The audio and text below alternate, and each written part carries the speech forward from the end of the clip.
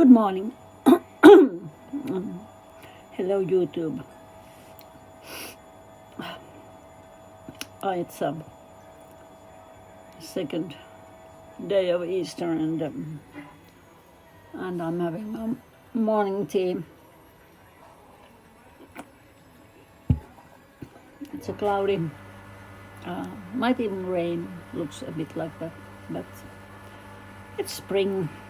Everything is the birds, birds are singing in the yard and in the trees, and everything is like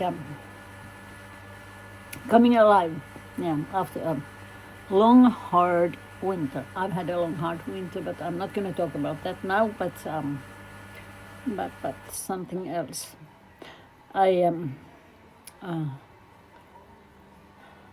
usually I wake up a couple of times during the night, and I drink some water and and maybe walk a bit around, and then I go back to sleep and sleep 2-3 hours, and then I wake up again. And in the morning, I often see dreams, quite vivid and really grabbing and interesting. They are of huge value to me because I like them really. I have here my own world. I've built my own world. I don't have anything to do with the world somewhere outside there. Own world, own characters, human beings, their way of thinking, and I live with them, and they're the ones I would like to make films of, and it's a very interesting world.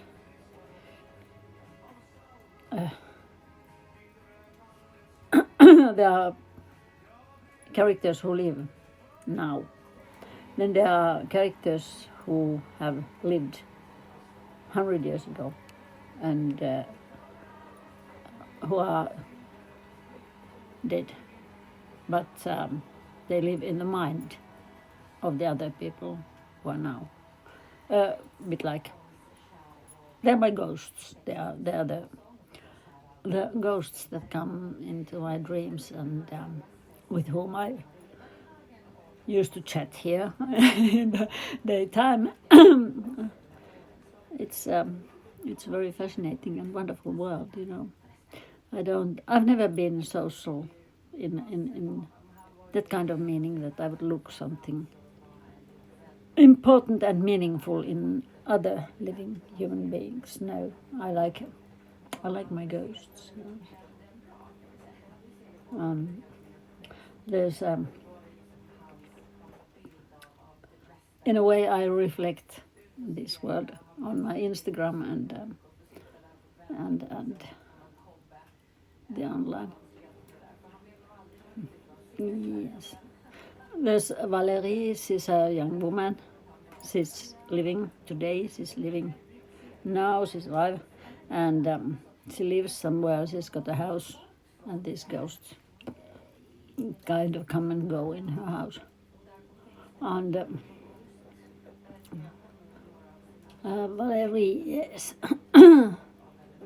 she's a free-floating drifter, mental drifter. She's not. Of course, she's kind of me when I was young, kind of me when I'm what I'm now. I haven't changed at all. I don't think people change. They just may think they do change, or they don't. In the same kind of circumstances, they will always act the same way. No, yes, I don't think that there's any real profound change in character or temperament or ways of action. Well, it's via Valerie we get to know these ghosts. I think the most problematic at the moment for me to imagine everything what he is or what he has been through and how he reflects things is Dima Gramsci, who was born in the 19th century, who was on his 30s, 1905, when there was the great strike in Russia. He was in Russia, yes. And in 1905 he bought a piece of land in Karelia in Finland and built a house and moved out of Russia with his family. So he was there when the revolution came to Russia. He was an aristocrat. He was married. He had a couple of children, and they were living in Finland in the country house he had built. And and the revolution came and went, and Finland became independent, and they were still there. And I've been figuring out how he perceived the world, what he thought about it, and why, and how he treated people, how he explored and studied the situation. In the 30s, they moved to Stockholm because the atmosphere, political and social atmosphere in Finland became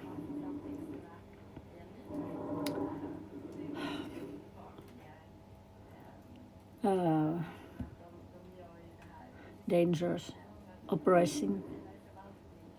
There was the far-right activists that bullied people, and well, they moved to Stockholm, and they still had some money with he and his wife.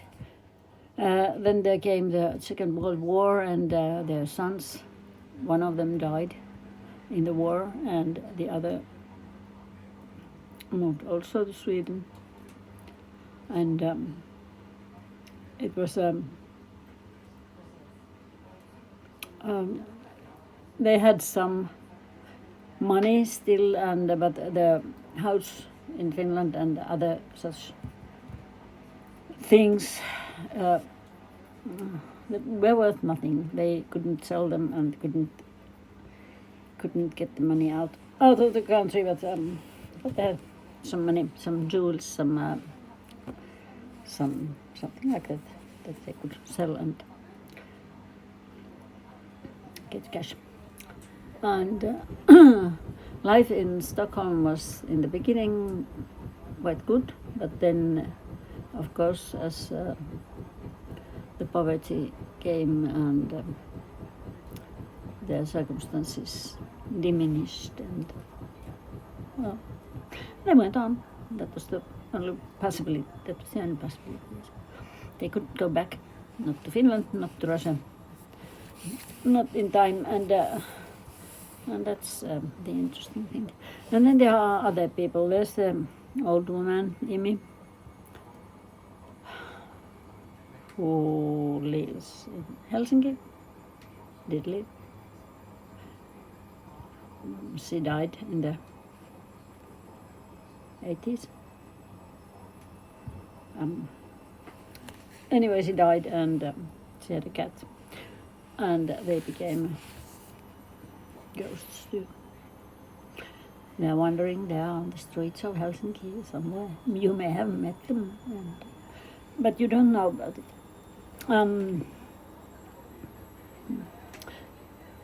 My ghosts are kind of social instead of I'm not social, but they are social.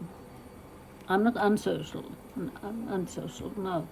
I like people, but things, stories, thoughts, and stuff like that, they're much more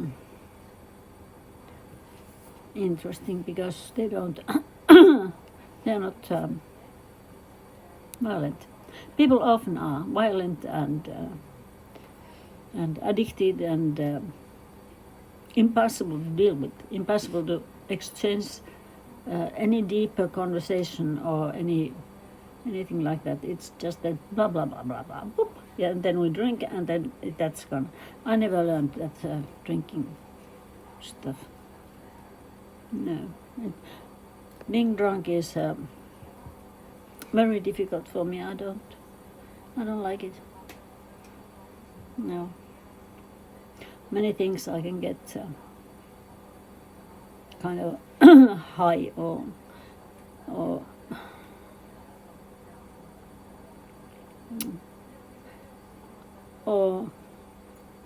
get distracted from everyday things. That's what people usually want from booze. They want to get distracted from everyday things in life, and but to me there are many other things I can use, like drawing, painting, colors, imagining things. You can drop them. They don't stay. It's not. I don't have nightmares. I have just very active imagination, and I like it. Active imagination is a great thing. It's like a good friend who will always understand, and if there's a problem, you can solve it with that good friend. It's not.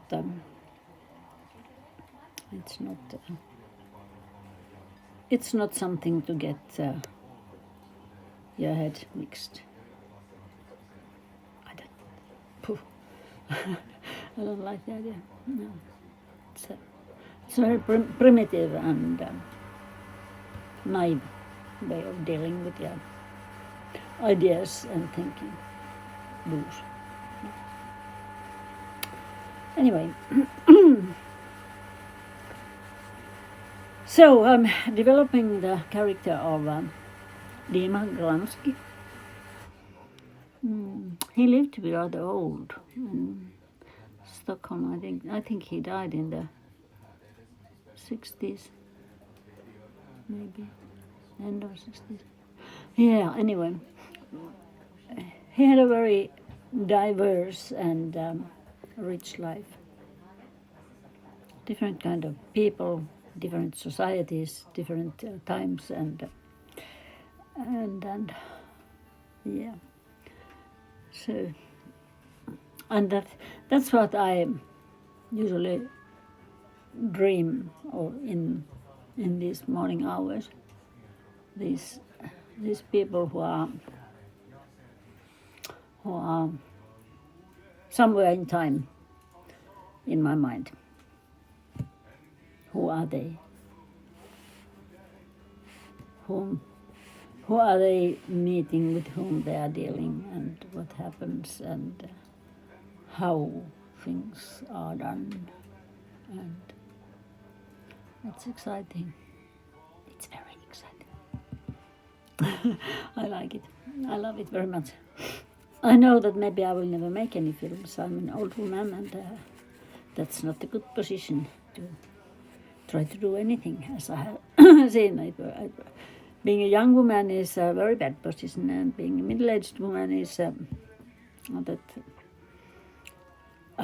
everybody wants you to organize and take care of things, but you can't be creative if you're doing something like that. When you organize and take care of things, you don't dream of anything. You don't have any strange persons to deal with. Yeah. And the world is so beautiful, wonderful. Time is so fluent and flexible, and people are so unbelievable in what they think and do, and what they're capable of. Yes, that's what I would love to. Many different layers of time and things that happen, and Of course, there are moments that are straight out really evil and difficult to solve. And then there are moments of great compassion and love and that's another thing. How how do you show it without being too sweet or idiotic? There's a very thin line in being ridiculous and being true. And truth is the thing you need to be aiming to. Truth, ethics, aesthetics. That's the holy trinity in my thinking. Yes. There's bad in everyone. There's good in everyone. There are flaws. There's ridiculousness in everyone. Oh yes, many ways, many ways. And that's what I would love to. The darkness and the light. Yes. You see, that's what it's like. Darkness and light. But I'll go on. I've had my tea, my breakfast. Let's see what we can make it today. Thank you for your company, and I'll be back and see you again.